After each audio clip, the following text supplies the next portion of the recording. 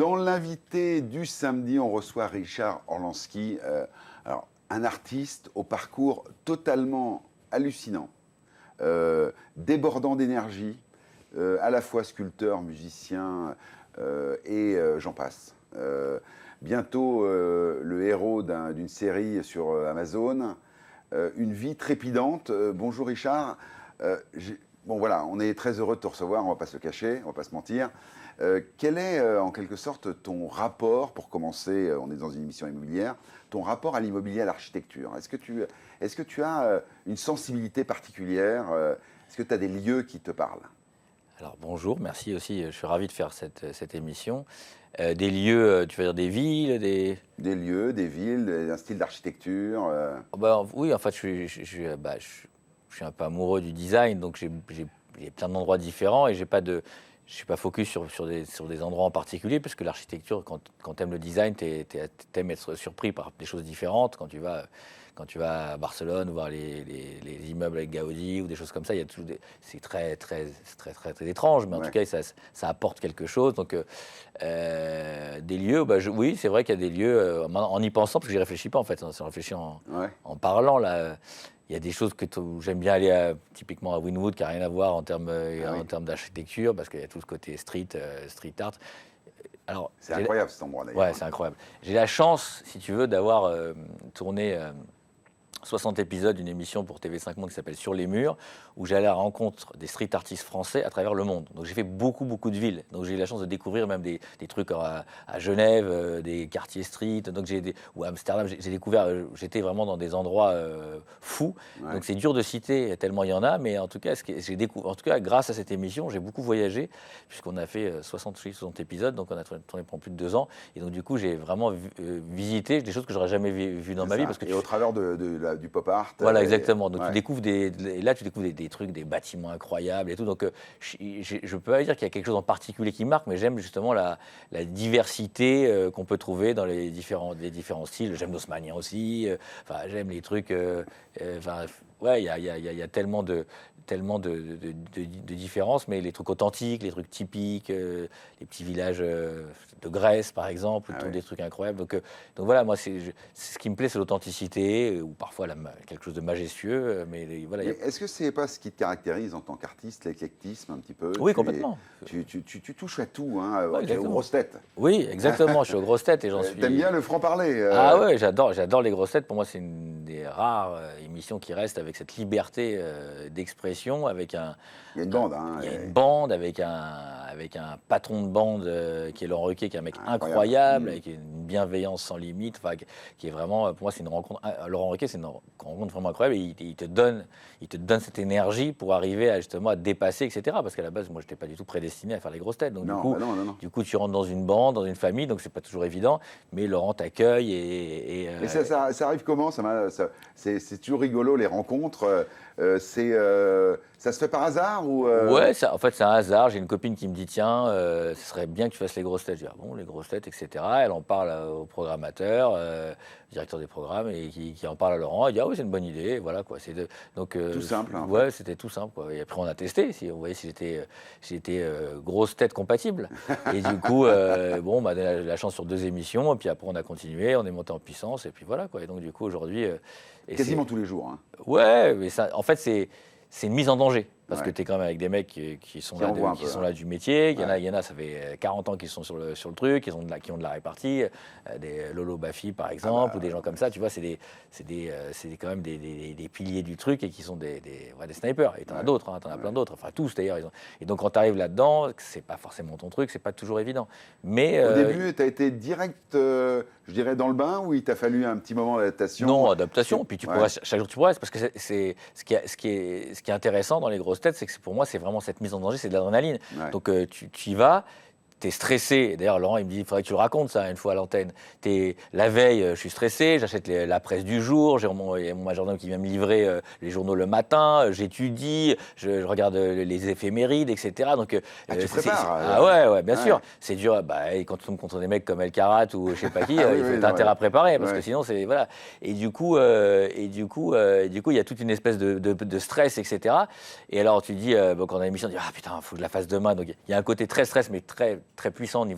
Et après, quand tu le fais pas, quand quelques jours passent et tu le fais pas, tu te dis, bon, bah, ça va, et après, ça te manque. Tu sais, c'est une drogue, quoi. Ça devient quelque chose de. Et on est quelques-uns comme ça qui sont pas vraiment, qui n'avaient pas vocation forcément diète, et on pense tous de la même manière. On a vraiment ça devient quelque chose de vital. C'est une énergie, ça te booste pour la journée. Enfin, c'est quelque chose de. Et cette mise en danger, ce risque, j'adore, quoi. C'est comme quand je monte sur scène, quoi. C'est un vrai, il y a un vrai truc. Puis t'es avec quand même dans un combat de coq. Hein. Il y a des personnalités. Hein. Des personnalités. Puis il faut exister quelque part. Il faut pas en faire trop non plus. Donc c'est vraiment, il faut aussi avoir de la finesse parce que quelque part, il faut pas surjouer non plus. C'est comme sur scène. Hein. Donc c'est un vrai exercice de style, mais qui est pour moi l'exercice du PAF le plus compliqué. Moi, des interviews, j'en ai fait des tonnes. J'ai fait des émissions, etc. Mais là, c'est facile quelque part. Tu vas me parler. Tu vas pas me mettre en danger, généralement c'est bienveillant. On sait pas. J'ai fait des émissions qui étaient malveillantes, mais je le savais pas au départ. Et du coup, j'ai bien rebondi avec certains animateurs qui étaient là pour un petit peu. Oui, non, mais c'est pas le genre de la maison, mais non, c'est rare. Et si j'avais été prévenu, peut-être que peut-être que je l'aurais pas fait. Mais j'ai tout de suite rebondi. Et puis j'aime cet exercice parce que je suis assez critiqué aussi, assez controversé, assez clivant. Donc, si tu veux, c'est un peu un exercice que j'ai l'habitude de pratiquer. Donc, quelque part, j'ai envie de dire que j'aime bien. Voilà. Bah, finalement, j'aime bien. Donc, tu viens pour m'agresser, quelque part, c'est là où je vais briller, quoi. Voilà. Donc, oui, l'agression, moi, je sais la gérer. Donc, si tu veux, c'est vraiment, moi, en gros, en émission, tu vas là-bas, tu vas te faire défoncer. En gros, ça ne me dérange pas. Enfin, vraiment, c'est vraiment. Je ne dis pas que c'est mon fonds de commerce, mais bon, on tire à balles réelles depuis que j'ai commencé dans cette activité. Donc, je suis un peu. Est-ce qu'on peut parler de ton métier de sculpteur? Oui, absolument. Ton activité, c'est vraiment une activité artistique. Complètement. Tu as un style. Bon, on voit. Tu bien sûr. Le gorille, bien sûr. Cette déclinaison, la sculpture dans ta vie, c'est quelque chose qui existe de manière fondamentale? Ah oui, bien sûr. Là, d'autant plus maintenant que j'en ai fait un mode de vie, une activité à part entière. Tout est relié à la sculpture. Hein. Quand il n'y a pas un moment où on n'en parle pas, même tu parlais des grosses têtes il y a 2 secondes, il y a toujours une allusion, il y a toujours quelque chose. On y revient toujours. Enfin, de toute façon, c'est le gorille ou est-ce que... Le Kong, c'est vrai que le Kong, c'est quelque chose, c'est emblématique, on va dire, c'est un best-seller, et puis c'est une œuvre qui est hyper copiée. Tu vois presque plus de faux que de vrai. Enfin, c'est une des œuvres, je crois, qui est le plus copiée dans l'histoire de l'humanité. Mais c'est pas parce que c'est Orlinski, c'est juste le Kong, c'est pas les autres sculptures. C'est parce que les gens sont prêts à mettre de l'argent dans un truc qui est faux. Tu vas à Dubaï, il y en a, et d'ailleurs, on parle d'immobilier, mais tu as beaucoup moi, la dernière fois que j'ai loué une maison, j'étais à Dubaï, j'étais dans des maisons à $8 millions. Et là, ils m'ont juste trouvé cette maison dans la Palme, et la maison d'à côté, tu as un énorme Kong, un fake, quoi, qui était. Les mecs, ils ont des maisons à $10 millions, et dedans, ils foutent un faux qui est grossier en plus. Enfin, ça ressemble, mais c'est même pas fait à la main, enfin des trucs, tu vois. Donc c'est drôle de voir l'immobilier, d'avoir toutes ces villas, même de super somptueuses, prestigieuses, avec des gens qui mettent des ça démarre comment, le Kong? C'est une histoire... Le Kong, c'est plusieurs choses. C'est déjà une volonté de... J'ai pas démarré par ça, moi j'ai démarré par le crocodile.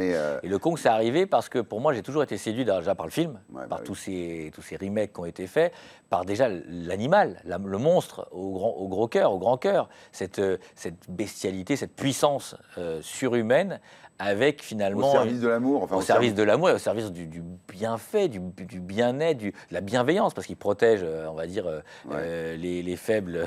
Et voilà, il défend la fille. Il protège la nature dans ceux d'après. Il y a quand même une dimension très bienveillante et très bénéfique. Et en fait, il y a aussi une vraie réflexion sur l'homme, parce qu'à la fin, l'homme, il le tue toujours. L'homme ne comprend pas en fait, qu'il est au service du bien, mais nous, les hommes, on gâche tout. On vient polluer, on vient tout détruire, etc. Et lui, c'est une belle lecture du film. Lui, en fait, c'est juste l'homme parfait. Après, il faut lui enlever les poils, parce que c'est très compliqué de vivre avec tous ses poils. Mais quelque part, il est surpuissant, il est amoureux, il a des sentiments, il défend les faibles, les opprimés, il défend la nature. C'est quoi ses défauts? Il n'en a pas, en fait. En fait, le Kong n'a pas de défauts. C'est un truc incroyable. Oui, c'est ça. À part peut-être une certaine forme d'ultra-puissance, mais oui. Mais c'est pas un défaut, ça, puisqu'il la met au service du bien. Il n'avait pas Service du Mal. C'est pas Hulk. Hein.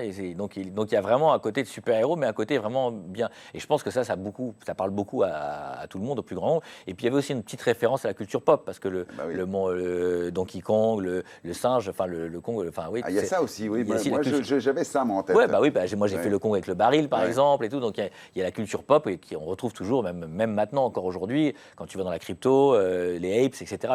Le monkey, c'est très fort dans la culture pop. Donc c'est un petit peu un mélange de toutes ces cultures, des jeux, des vidéos et tout ça, de toute cette. Dans l'actu, il y a une expo prochainement.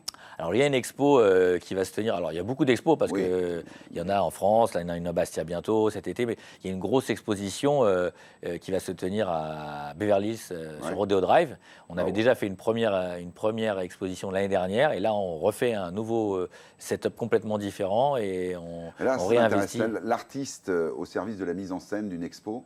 Ça te prend beaucoup de temps, tu as des équipes qui t'aident, Bien sûr. Tu mets ton grain de sel, comment on met en scène Orlansky? On a des équipes, hein, on est beaucoup, on est une grosse équipe, donc on a des créatifs, on a des PR, on a des gens qui font de la scéno, enfin on est équipé de toute l'installation, de toutes sortes de. Et puis on parle aussi avec les équipes de la mairie, typiquement par exemple de Beverly Hills, pour voir. Par exemple l'année dernière, qui est resté d'ailleurs, on a fait un Kong avec le cœur I Love Beverly Hills. On essaie aussi de matcher, de pouvoir faire, de marier les ADN. Donc du coup, ça permet de faire ça et donc de trouver des. Et quand on fait une expo aussi prestigieuse que ça, il y a un message pour chaque expo. Bien sûr. Là, ça va être quoi pour Beverly Hills? Alors la première fois, c'était Beverly Hills, la découverte de Orlansky, donc sous toutes ses formes. Et là, on va beaucoup plus aller sur deux œuvres emblématiques, c'est le Kong et la Panthère. Il y en avait déjà une qui est devant Cartier là-bas. Et du coup, là, on va vraiment faire le côté répétition. Donc là, on est vraiment sur un peu quelque chose de warholien avec la répétition. Donc on travaille à chaque fois des thèmes différents et bon, ça, évidemment, on s'entend avant avec les décisionnaires sur place, etc. Et on essaie de proposer en tout cas au public quelque chose de nouveau et qui va donner des émotions avec des couleurs aussi assez. Parce que quand même, Rodeo Drive, c'est quand même le haut lieu de la mode, de Pretty Woman. Enfin bon, voilà. Donc il y a quelque chose d'emblématique. Voilà, et donc on va essayer de sublimer tout ça avec les sculptures et les couleurs surtout. Et comment on fait quand on s'appelle Richard Orlansky pour gérer justement les copies? Est-ce qu'il n'y a pas une sorte de colère de l'artiste de se voir un peu en quelque sorte galvaudé dans des choses qui ne reflètent pas la nature même de l'œuvre? Non, c'est sûr. Alors, au début, on peut en être fier parce qu'on se dit, on est copié, c'est qu'on est important. Typiquement, quand j'ai fait la collab avec Hublot et qu'il y avait des copies de collections capsules, puisque c'est des collections, des collaborations. Donc, généralement, ils ne copient pas les collabs, ils vont copier les montres emblématiques. Et tu vois que tu as donc tu dis, tu as une côté un peu fierté. Mais quelque part, aujourd'hui, ça devient un business, si tu veux, on détruit au Havre, je sais pas, chaque mois, des containers entiers de pièces qui sont détruites. Mais ça, c'est en France. En France, on peut contrôler parce qu'on est français, il y a des lois, etc. Mais tu vas dans des pays où il n'y a pas toutes ces lois, etc., protectrices. Et puis, parfois, j'ai commencé par perdre beaucoup d'argent et intenter des procédures pour fermer. On a retrouvé des usines, etc. Mais tu perds ton temps parce qu'ils te ferment un site, ils le revolent le lendemain. Donc, c'est un jeu, ça n'a aucun sens. En fait, puis à la finale, tu ne gagnes rien.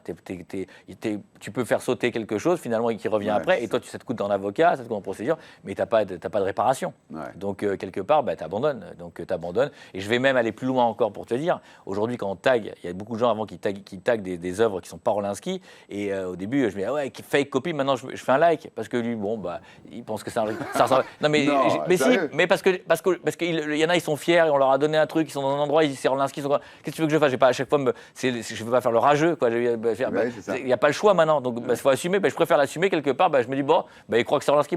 Ça contribue à dynamiser ou à faire vivre la marque. Malheureusement, c'est pas de la meilleure manière, mais quelque part, j'ai changé. Je me dis, arrête de mettre fake, il se copie, il se machin, je m'énerve, pourquoi ce truc-là? La fois, il y avait un mannequin russe, on lui fait cadeau, il me dit, elle me tag, Richard Orlansky, nanana, machin, etc. C'est son mec qui l'a dû le faire, etc. Et je lui dis, c'est un fake. No way, nanana, pardon, je savais pas. Enfin, tu vois sa réaction. Mais limite, même de mettre cette personne en lui disant, pardon, je savais pas, ça m'embête, parce que si elle le fait, Orlansky, c'est qu'elle y croit, si elle ne me tag pas. Si elle sait qu'elle a un faux, il y a des gens qui savent qu'ils ont des faux, j'en connais, je connais des énergumènes qui sont connus, qui m'ont demandé des devis, etc., et qui ont été faire des copies copies au Maroc. Hein. Je ne vais pas aujourd'hui donner de nom, mais j'en connais plein. Il y a qui, par exemple? Ah oui, bah oui. Non, mais c'est pour te dire, en plus, que je connais, si tu veux, donc c'est assez drôle. Et après, j'ai appris que j'ai vu des photos, des vidéos, bah, c'est drôle. Non, mais c'est pour ça que, si tu veux, j'ai pas envie de faire de la peine à la personne, elle est contente de son truc. Limite, maintenant, je me dis, qu'est-ce que ça vous dit? Ok, bon, écoute, on laisse, et puis il y en a beaucoup, hein, même dans beaucoup de pays, tu as des plages entières avec des copies, des stations balnéaires, enfin, mais partout. Enfin, c'est vraiment, ça pullule, quoi. Et donc, tu peux rien faire. Alors, tu le disais tout à l'heure, beaucoup de controverses. C'était quelqu'un de controversé. Oui, de clivant, très clivant. Donc le doc Amazon, tu connais un petit peu l'angle qu'ils ont adopté? Oui, c'est bienveillant. C'est bienveillant. On n'est pas du tout sur. Là, on n'est pas du tout sur un. On n'est pas du tout sur une satire, sur quelque chose. Là, on est juste sur un. Ils sont venus te demander l'autorisation? Bien sûr, bien sûr. Non, il y a l'autorisation. Je regarde un petit peu quand même les images, tout ça. Ah oui, donc tu quand même, on te. Oui, je regarde. Oui, c'est quand même mon image, quoi. Donc c'est un peu normal qu'on regarde. Donc du coup, oui. Ça te flatte? Tu trouves ça ça me flatte, valorisant ça me flatte parce que en plus c'est les US qui sont venus me voir, c'est pas la France. C'est toujours l'étranger. Hein, chez nous, c'est compliqué. Je veux dire, on est toujours les derniers à faire les choses. Là, je suis en train de construire une tour à Dubaï.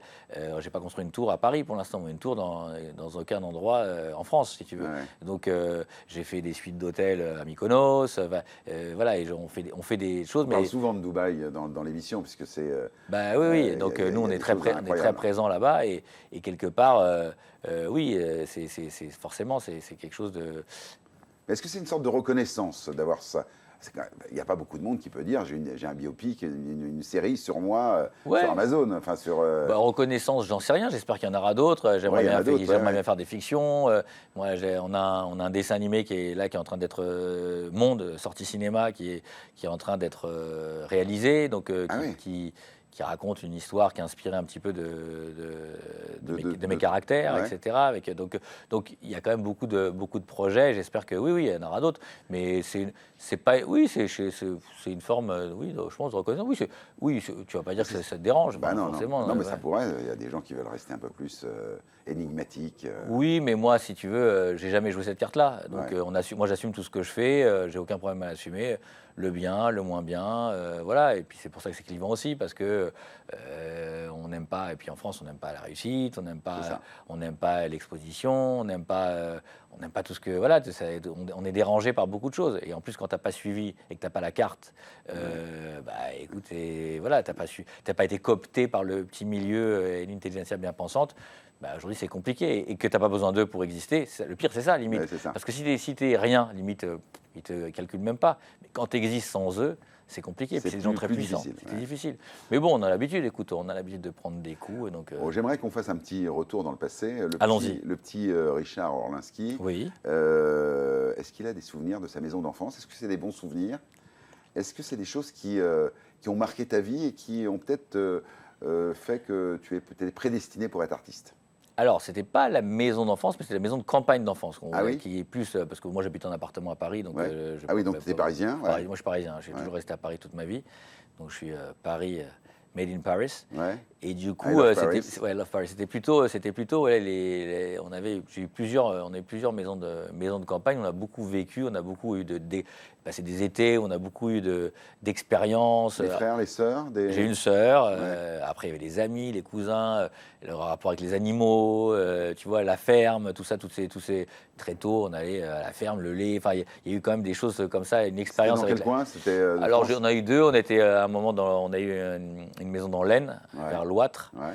Et ensuite, on a été dans la région dans le Loiret, plus vers Gien.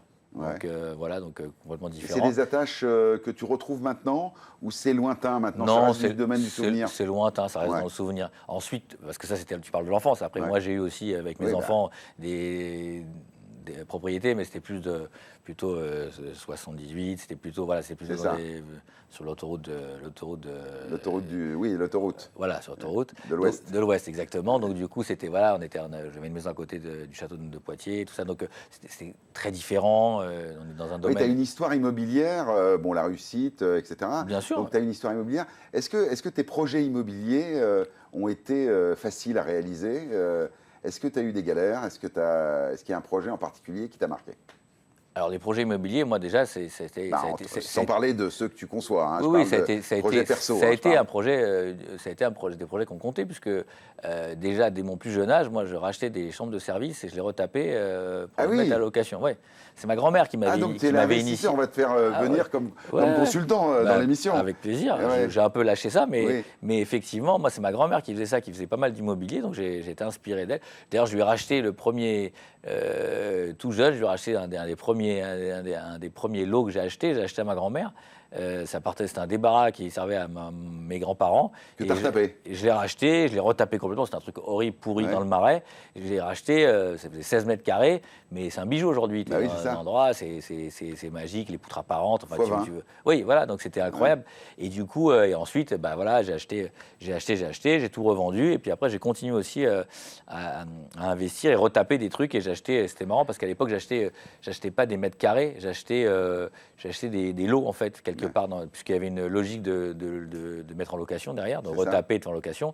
Et donc du coup, je me souviens, parce qu'on n'achetait pas vraiment, on n'avait rien à faire on achetait vraiment ce qu'on allait pouvoir en faire. Le potentiel. On achetait un potentiel. Le fameux potentiel. On ne regardait pas trop les mètres carrés, que tu es 23 ou que tu es 29, c'était pas le sujet. Le sujet, c'est de voir le potentiel du bien. Ce qui était une démarche très, très novatrice à l'époque. Le mètre carré ressenti, on dit. Le mètre carré ressenti, ouais. Alors moi, j'ai perdu les pédales depuis, donc je suis plus dans ce truc-là. Mais je me souviens que j'avais acheté d'ailleurs pas mal de lots dans le 7e. Et c'était malheureusement, j'ai revendu trop tôt, mais en faisant une marge. Mais aujourd'hui, je me souviens, j'ai acheté ça. C'est ça qui est fascinant aussi dans ta personnalité, c'est que tu es à la fois un artiste reconnu mondialement, sans aucun doute, et un businessman. Est-ce que c'est compatible, les deux? En fait, en réalité, c'est pas que c'est compatible, c'est une obligation. Comment tu veux, aujourd'hui, si tu vends pas ton travail, comment tu veux faire? Mon intention, c'est pas d'être Van Gogh. Je veux pas. Van Gogh, il a peint 800 toiles dans sa vie. C'est ça. Il en a vendu une, l'équivalent de 50 centimes d'euros. C'est-à-dire que le mec, il est mort pauvre, sans rien, sans le sou, etc. Donc aujourd'hui, il a un concept, tu as envie de ton vivant de vivre de ta passion. Et donc aujourd'hui, les artistes qui disent je fais pas de business, en fait, ça n'existe pas. Tous les gros artistes, c'est des businesmen. Tu prends Murakami, c'est un businessman. Tu prends Koun, c'est un businessman. Tu prends, je sais pas, Damien Hirst, c'est un businessman. Qui est plus businessman que Koun, c'est Damien Hirst. Ils font des opérations sur le marché, ils spéculent sur le marché, ils se rachètent, ils bypassent les galeries. Alors quand nous, on est là, on vient critiquer, on dit ah ouais, mais ça, c'est pas un artiste. En tout cas, le top 5 ou top 10 monde, c'est que des businessmen, t'es obligé. C'est pas ça, c'est que c'est pas besoin d'être businessman, il faut que tu vendes ton art. On s'en fout, business, pas business, il faut que tu vends, il faut que ça se vende. Si moi, dans l'émission que j'ai tournée sur les murs, je rencontrais des artistes émergents qui faisaient des trucs, ils me disent ça se vend pas, j'arrive pas à vendre. Je dis oui, mais pose-toi des bonnes questions. Si t'as pas envie de plaire, c'est ton problème, reste. Mais si ça plaît pas, c'est qu'il y a un truc à changer. Si tu fais des dessins de femmes égorgées qui gisent, oui non mais c'est la vérité. Je comprends ce que tu dis. C'est austère, noir, etc. Je lui dis Coco, faut trouver la niche, quoi. Faut avoir non, mais si, je sais pas si ça marche pas, peut-être pose-toi les bonnes questions. Moi, que je peux pas rien faire. Mais si tu veux rester dans ça, moi, je changerai, j'irai vers ça. Après, t'écoutes pas, mais à un moment, moi, on me reproche parfois de vouloir plaire. Mais moi, je veux plaire depuis que j'ai 4 ans. Je faisais des sculptures d'éléphants et de hippopotames que j'offre aux maîtresses, que j'offre à tout le monde justement pour plaire. Évidemment que c'est faux plaire. Si tu plais pas, comment tu fais? C'est pas possible. J'ai eu même des étudiants, la dernière fois, j'ai fait un masterclass avec des étudiants du Louvre. Ah oui, mais c'est pas un vrai artiste. Si on veut plaire, on doit créer pour soi et pas créer pour les autres. Non, moi, je crée pour les autres. C'est pas de l'art. D'accord, c'est pas de l'art. Tout ce que tu veux, il n'y a pas de problème. Sur les arts majeurs, il y a ce problème-là, tu as raison. Alors que sur les arts qu'on qualifie de mineurs, la musique, etc., pour exister, il faut plaire. Moi, j'ai envie de laisser libre cours à l'imagination et aux émotions. Quand je crée un conte comme ça, toi, tu vas me dire, ah oui, quand tu as vu cette pièce, tu as pensé que ça. Je vais dire, oui, tu as tout à fait raison. Et puis, tout à l'heure, une autre personne va me dire, tu as pensé autre chose. Je vais dire que vous avez tous raison, parce qu'en fait, ce qui m'intéresse, moi, c'est pas tellement le sens, j'en ai rien à foutre. Moi, je veux pas que plus tard, quand je serai plus là, qu'il y ait des musées avec des écouteurs et Orlinski, on s'en fout, c'est pas le problème. Le sujet, c'est quelle émotion tu reçois. Quelle émotion Moi, je veux donner de l'émotion. Donc, évidemment, je travaille pour les autres, bien évidemment. Moi, je ressens quelque chose, forcément, quand je crée. Mais ce qui m'intéresse, moi, c'est les émotions, négatives ou positives. Parce que même quand je me fais défoncer dans certains magazines d'art, les gens ils disent c'est horrible, c'est moche, mais c'est une émotion. C'est moche, c'est une émotion. J'aime pas, c'est une émotion. Oui. Ce qui est embêtant, c'est qu'on dit rien. C'est quand on passe devant et que personne ne dit rien. Quand Oui. quelqu'un dit « Oh, c'est quelle horreur !» Dites du bien, dites du mal, mais parlez de moi. Bah, Ouais. exactement. Parce que quand quelqu'un passe devant un truc et qu'il ne le regarde même pas, c'est que tu as raté quelque chose. Bah, Ce qu'il faut, c'est qu'il y ait une émotion. Et je te dis, ça ne m'importe peu qu'elle soit négative ou positive. Parce qu'on déchaîne combien j'ai déchaîné quand j'ai exposé à Paris, les gens, les tollés, qui essayaient de me faire annuler l'exposition, qui devenaient. T'as ça, il y a des gens, il y a des rageux. Tu vois, le Twitter, c'est rien à côté. Les mecs, ils écrivent des lettres de 700 pages à la mairie. Mais évidemment, il y a des trucs. Mais tu peux pas savoir. Il y a des gens, ils ont que ça. Et je me demande, en fait, moi, ce que je me dis, c'est t'as que ça à faire. Puis t'as que ça à foutre de ta vie, quoi. De perdre du temps à ça, quoi. Je veux dire, bon, il y a une exposition. D'abord, elle va pas rester pour toute la vie. C'est 3 mois, c'est 4 mois. Limite. T'es pas content parce qu'on te met ça, on t'impose ça, comme la Tour Eiffel, et ça reste le temps. Je veux bien, mais là, on te l'impose pas. Et d'ailleurs, c'est marrant parce que dans le doc Amazon, il y a des gens qui sont interviewés qui, je sais plus qui c'est, mais qui dit, c'est des stars qui disent, c'est dommage, l'exposition de Paris, c'est dommage que ça reste pas, parce que les gens sont tellement, il y a tellement de joie, les photos, les machins, etc., que finalement, ça pourrait ne pas être éphémère. Ça pourrait être une exposition permanente. Ou avoir au moins une œuvre, tu vois. Ouais. Mais bon, voilà, il y a trop de lobby, si tu veux, il y a trop de lobby puissants. Qu'est-ce que tu penses justement, toi qui est quand même qui parcourt le monde, qui est mondialement, je dirais, reconnu, le traitement de la culture en France, le traitement des artistes en France, par rapport à d'autres pays du monde, est-ce que tu vois et quel jugement tu portes sur ça? Déjà, c'est pas un jugement, c'est un constat. Parce qu'il y a des commissions qui ont été commandées par le Conseil d'État, par des chambres, etc., qui disent que de toute façon, les artistes français ne sont pas soutenus. Ils ne sont pas représentés. Tu vas dans des organismes comme la FIAC, moi, je ne suis pas allé depuis un moment, mais à l'époque, ça a été remplacé. Tu boudes un peu tous ces trucs-là, j'ai l'impression. C'est eux qui me boudent, c'est pas moi. Donc, déjà, je suis blacklisté. Moi, dans tous ces grands raouts de l'art, je suis blacklisté. Mais il y a trop de jalousie, quoi. Mais justement, il y a très peu, il y a 10, 15, 20, il y a très peu de pourcentage d'artistes français. Je ne sais pas si ça a évolué depuis, en tout cas moi à l'époque où je me suis arrêté parce que ça ne m'intéresse plus, il y avait ce problème. Et puis on a un problème en France, c'est qu'on n'est pas chauvin. Ça veut dire que tu vas aux États-Unis, c'est compliqué d'exposer quand tu es français. Tu vas en Chine, les Chinois supportent le marché chinois, les Américains supportent le marché américain, les Anglais supportent le marché anglais. En ce moment, encore plus que d'habitude. Et nous, les Français, on supporte les Indiens, les Turcs, les Serbes. Enfin, nous, on supporte tout ce qui vient de l'extérieur. Si tu es un artiste avec un nom, si tu t'appelles un truc comme ça, un truc qui vient, qui est un peu. Mais je l'ai fait le test à l'époque, exotique, avec une galerie qui n'avait pas voulu de moi et de Peter Klazen, je crois, qui est un artiste quand même connu allemand, ou d'autres artistes refusé.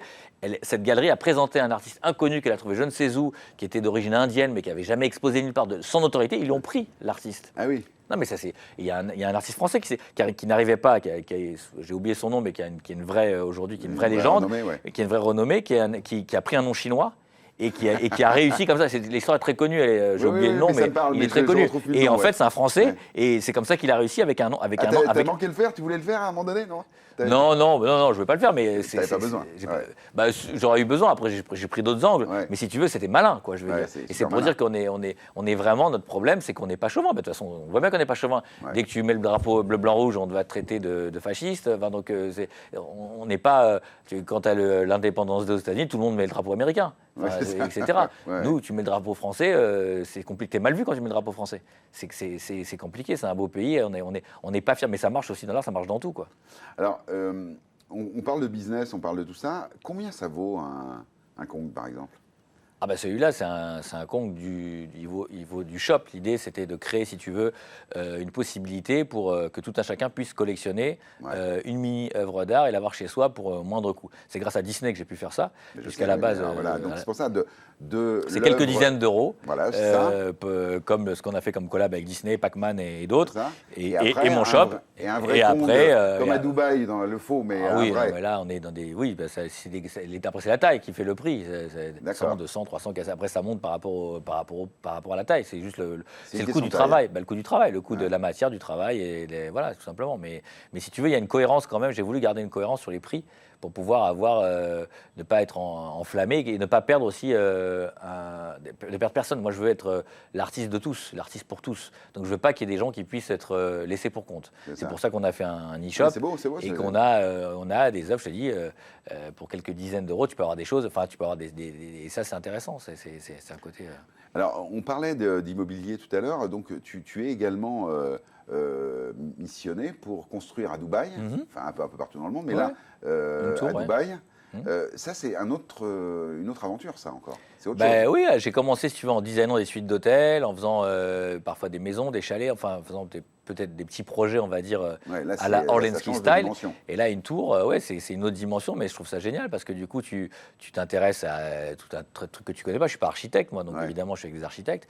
Et du coup, tu donnes Donc, c'est libre quoi cours. l'histoire de cette tour? Alors, qu'est-ce que tu voudrais qu'elle symbolise? Est-ce qu'elle a une histoire? Est-ce que... On est en train de la créer là. On est ouais, en train je de la sais, créer mais parce qu'on tu on est peux en plein dans les, on est en en plein dans parler les un créas. peu ou pas? Bah, là on parle justement, on discute. Là on discute sur on a divers, on n'est pas arrêté encore sur quelque chose de précis. Ça va être, c'est un projet qui est lancé, Ouais. mais on n'est pas arrêté sur exactement. On a Le plusieurs, style. ouais, on a plusieurs propositions avec des trucs végétalisés, non végétalisés, avec. Très tendance à Ouais, Dubaï en ce moment. ouais, voilà, c'est ça. Ouais. Donc pour ça végétalisé, avec l'hydrogène, pas à l'hydrogène, avec une prépondérance d'une sculpture monumentale en haut, on the top of the building, ou en bas, ou pas du tout, garder le style avec les facettes. Donc on a plein On d'esquisses. sait où elle sera, déjà? C'est Burj Khalifa ou... Franchement, j'y connais rien. Moi, Ouais. j'ai pas vu le land. Ouais, on ne sait pas encore. C'est pas Eux, encore ils révélé. savent, Ouais. mais moi, j'en sais rien. D'accord. Enfin, ils me l'ont dit, mais enfin, t'as compris, j'ai pas encore. Moi, je dois y aller là, incessamment sous peu. J'ai pas Ouais. été pour voir un peu. Là, c'est rien, il y a rien là. Ouais. Du coup, voilà. Donc, mais ça va être quelque chose. On a beaucoup d'esquisses déjà. On a travaillé beaucoup de plans 3D. En fait, pour être tout à fait honnête, ça fait longtemps qu'on travaille sur ces sujets-là. Ouais. Et là, voilà, ça s'est concrétisé. Mais c'est pas la première fois qu'on demande. En fait, ça fait des années qu'on nous demande des choses. Et après, ça se concrétise pas. C'est la première fois qu'on a le projet Que ça se que ça se concrétise. Ouais. Alors moi, je dois avouer que j'ai été fasciné par ton univers artistique depuis très longtemps. Merci. Et j'ai été aussi fasciné par l'homme. C'est-à-dire, peu importe les tempêtes, ça continue. Hein. Bah, il faut rester debout. Il faut rester. Justement, les tempêtes, c'est des formes d'échec. Et je pense qu'en France, on n'a pas la culture de l'échec.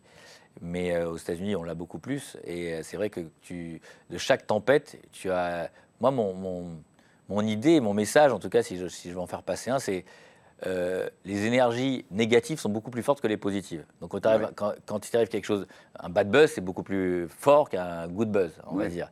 Donc aujourd'hui, je me dis, il faut transformer les énergies négatives en énergies positives. Donc il faut servir de la vague négative pour transformer dans la mesure du possible, la transformer en quelque chose de positif.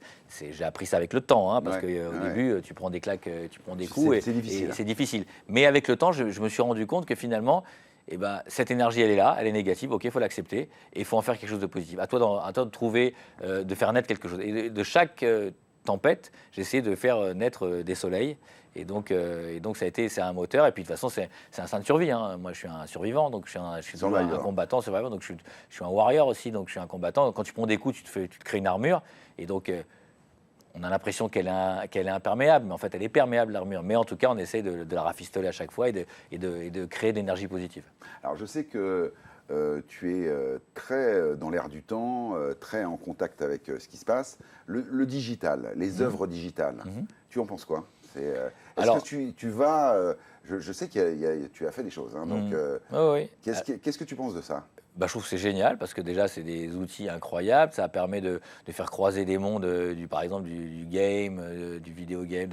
C'est plein de mondes qui se rencontrent. La crypto, donc il y a plein de le métaverse. Donc tu as des choses la réalité virtuelle. Donc c'est un truc incroyable. Mais par contre, je pense que ça ne remplacera jamais le physique. Ben non. Voilà. Donc je pense que moi, d'ailleurs, quand je fais des opérations, tu as raison de le dire, je fais des opérations avec des NFT ou ce genre de. J'ai vu qu'il y avait des très belles opérations. J'ai fait des belles opérations de collaboration. Mais moi j'essaie toujours de rattacher ça à un produit physique. Parce que je trouve que c'est toujours important. Ok, tu as ton NFT, tu as ton truc dans la blockchain, mais je trouve ça quand même bien d'avoir une correspondance dans le physique. Donc je suis très attaché à ça et j'ai toujours défendu ça depuis le début, dans les interviews, etc. Donc j'ai été quand même pas mal écouté et j'ai eu raison parce qu'il y a eu une vague comme ça et puis la bulle a explosé. Et les seuls projets qui ont tenu, c'est ceux où il y avait du physique. Il y avait du physique. Voilà, exactement. Et je crois beaucoup au physique. Voilà, du relais. Donc je pense qu'il faut du fond. Et donc le digital, c'est génial, mais ça ne remplacera jamais. C'est comme l'IA ne remplacera pas l'homme. Je veux dire, aujourd'hui, les gens diront, mais l'IA, ça va. Oui, mais en fait, non, l'IA, on s'en sert. C'est un super outil de travail, mais ce n'est pas ça qui va remplacer l'humain. Tu ne peux pas remplacer l'humain. Enfin, c'est vrai, pour l'instant. Non, pas encore. Peut-être qu'un jour, tu pourras le remplacer. Je ne sais pas, mais en tout cas, effectivement, l'IA, même si c'est impressionnant, c'est toujours ce que ça fait ce que ça dit, quoi. Exactement, selon puis lui, de toute il façon, fait. ça me fait penser un peu au film Terminator, Ouais. c'est dans le 2, je crois, et quand, tu sais, il a les larmes, et il pleure, et le petit, et il lui dit, ah, tu fais comment ça? C'est que le mec, il sait tout faire, il voit tout, il sait tout, il est surpuissant, machin, etc., mais il ne sait Mais pas pleurer. il a aucune Il n'est pas émotion. capable d'émotion, il peut apprendre ce que ça fait. Alors à la fin, on montre qu'il a une espèce d'esquisse d'émotion, parce que la machine apprend à avoir des émotions, mais c'est fake. Donc C'est quelque fake. part, la machine ne pourra pas pleurer, quoi. Alors, si Richard Orlinski a un rêve aujourd'hui immobilier, est-ce que tu as encore des rêves immobiliers? Est-ce qu'il y a un endroit, s'il n'y a pas de problème d'argent, il n'y a pas de problème de lieu, il n'y a pas de problème de timing, il n'y a pas de problème d'emploi du temps, tu voudrais vivre où, comment, et sur une île déserte? Bon, je pense que je voudrais plusieurs lieux, en fait. Ouais. Parce que du coup, je pense qu'il faut rester toujours dans le même endroit, c'est compliqué. Ouais. Le voyage, c'est bien de voyager. Ouais, bah ouais. Je trouve ça magique. Je sais pas, moi, d'avoir une maison à Porto Rico, par exemple, avec vue sur la mer. Oui, je trouve que ça, le côté, tu te lèves le matin et tu as la mer devant toi, tu as la plage devant toi, c'est un côté, c'est paradisiaque. génial. Bah Et au oui. niveau de.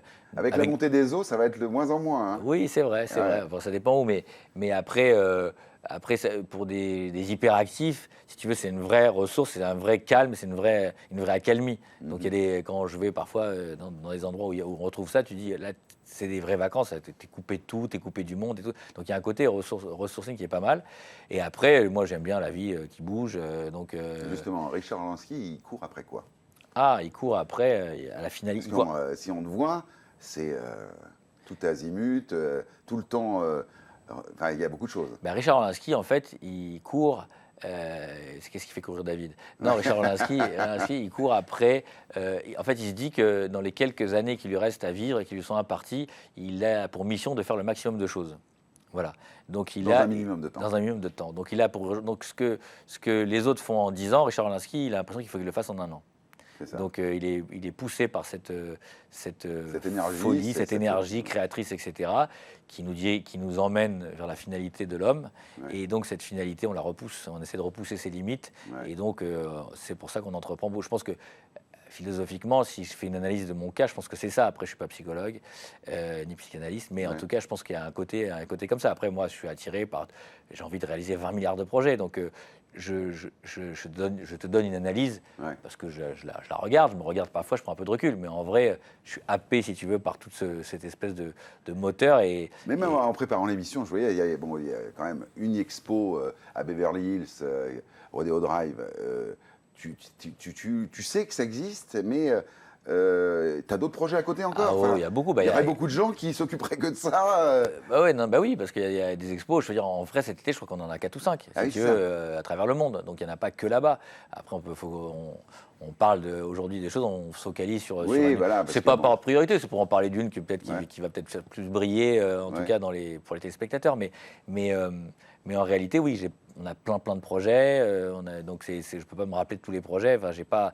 Tu fatigues. Voilà. Quand je te disais qu'est-ce qui fait courir Richard Orlinski, est-ce qu'il y a un projet que tu n'as pas encore réalisé et qui te tient à cœur? Il y en a beaucoup. Oui, mais il y en a beaucoup. Celui qui te vient à l'esprit, là, que tu te dis, tiens, c'est ma prochaine conquête. Moi, les projets, alors, c'est mes vrais projets, mes projets personnels, c'est vraiment des projets. On en a parlé au début de l'émission, j'aime bien cette mise en danger, j'aime bien le rapport avec le public, j'aime bien, quand j'ai fait pendant plus de 6 ans du one-man show, du stand-up, tu ressens des choses incroyables. En DJ aussi avec la musique, puisque je fais des shows aussi musicaux. Musicien, on n'en a pas beaucoup parlé d'ailleurs. Donc je fais pas mal de shows. La musique est très importante. Très importante, oui. Je sors pas mal de sons là d'ailleurs, sous différentes formes. J'ai un projet urbain aussi avec des gros rappeurs inter, qui s'appelle Monkeypox, qui va sortir aussi dans pas longtemps. J'ai plein de projets musique incroyables. Mais je pense qu'au niveau adrénaline, au niveau ressenti, la scène, il n'y a pas de. Tu voudrais revenir à la scène. Il n'y a pas de filet. Donc c'est le seul moment, je pense. Il faut écrire, Richard. J'entends écrire. Voilà. Donc c'est le seul moment où tu vis au présent. Parce que là, on se parle, mais je peux penser à autre chose. Je pense à ce que j'ai à faire après. On peut se parler.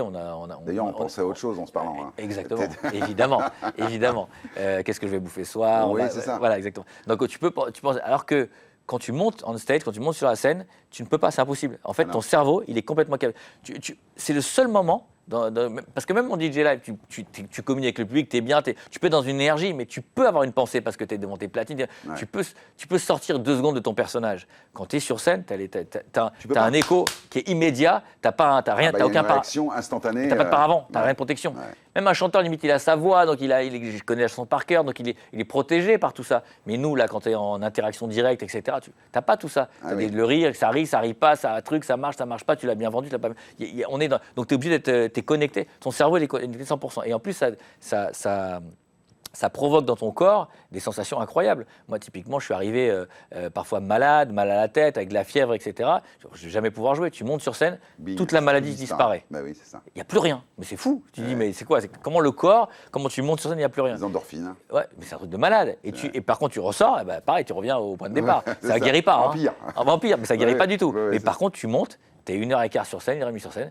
T'es genre fringant, tu sautes, tu cours. Mais même physiquement, hein. Moi, je m'étais blessé parce que je fais beaucoup de sport au sport.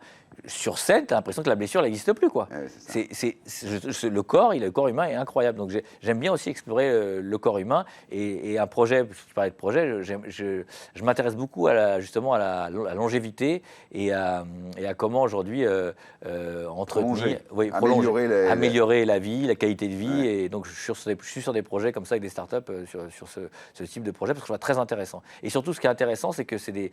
je sais pas, tu n'es pas sans savoir que notre dernier siècle, on a fait beaucoup de recherches sur le cancer. C'était la maladie du siècle. Je pense que les 100 prochaines années, on va faire des recherches sur la longévité. Parce que les gens qui ont 50 ans aujourd'hui, ils ont envie de vivre 50 ans de plus. Ouais, donc, il y a un investissement colossal qui est mis dans le monde entier sur ces recherches-là, sauf que ces recherches vont bénéficier que dans 10-15 ans au grand public. Moi, ce que je voudrais, c'est... De vivre bien 50 ans de plus. Oui, tout à fait. Oui, ah oui, absolument, oui. Parce que vivre 50 bien. ans de plus... Oui, on s'en fout. Oui, c'est avec un robot, là, oui, vivre bien, bien sûr. Et donc, du coup, ce qui m'intéresserait, c'est de pouvoir justement donner accès au grand public à toutes ces recherches plutôt que d'attendre que les gros groupes, etc. Tu investis dans des startups pour ça ou tu réfléchis à des choses? Je suis en cours sur des collabs intéressantes qui peuvent déjà avoir un effet bénéfique sur le corps, oui, et déjà. Tu me donneras tes tuyaux quand ça sera au point, parce que. Mais on n'est pas loin de trop point. Mais il y a plein de choses déjà qui existent. Après, on peut les améliorer. Ouais. En fait, pour l'instant, ce qui existe, c'est que des instruments de mesure. Tu as des Apple déconnectés, des montres qui vont te dire, sur les prothèses, il y a des trucs incroyables sur les prothèses. Et après, tu pourras avoir des petits appareils comme ça qui vont pouvoir t'apporter anti-stress, pollution, enfin des trucs qui vont pour s'endormir, qui peut-être une substance. Il y a des possibilités qui sont aujourd'hui qui vont t'accompagner. L'humain augmenté, tu trouverais ça bien? Humain augmenté, non, je pense qu'il faut rester humain, pas augmenté. Ouais. Mais la vision. La vision, que tu aies une meilleure vision. Ouais, il suffit d'avoir des lunettes spéciales. Enfin, on ne va pas t'implanter des yeux. Après, après, on tombe vite. Puis je pense que de toute façon, on a un problème. L'être humain, il n'est pas conçu pour être fait différemment. Dès que tu veux modifier des cellules, tu as des cancers. Enfin, je pense qu'on ne trouvera pas de solution. On n'a pas été fait pour ça, quoi. Donc, quelque part, je pense voilà. Après, tu pourras effectivement, il y en a qui disent que tu peux mettre on peut conserver ton cerveau, mettre un truc à la place. Enfin, bon, voilà, quoi. Bon. Mais bon, là, on est un peu dans on parlerait des heures avec toi, Richard. Franchement, justement, je te propose de refaire une dizaine d'émissions, une série consacrée entièrement, etc. On va pouvoir... on reconnaît l'homme d'affaires. On va pouvoir justement... parce que à chaque fois, tout le monde dit ça, c'est qu'on pourrait en raconter. C'est vrai qu'en fait, là, on a parlé de... D'un dixième. C'est ça. C'est parce qu'il y a tellement de sujets à aborder, mais bon, on ne peut pas le faire dans le cas d'une émission. Mais enfin, c'est intéressant en tout cas. Et puis l'angle est intéressant. Voilà. Merci beaucoup pour cet entretien exclusif que vous pouvez retrouver sur M6 Plus en intégralité. 24/24. Merci beaucoup, Richard. Merci. Qu'est-ce qu'on peut dire? Bonne chance, bonne continuation. Oui, bon vent. Exactement.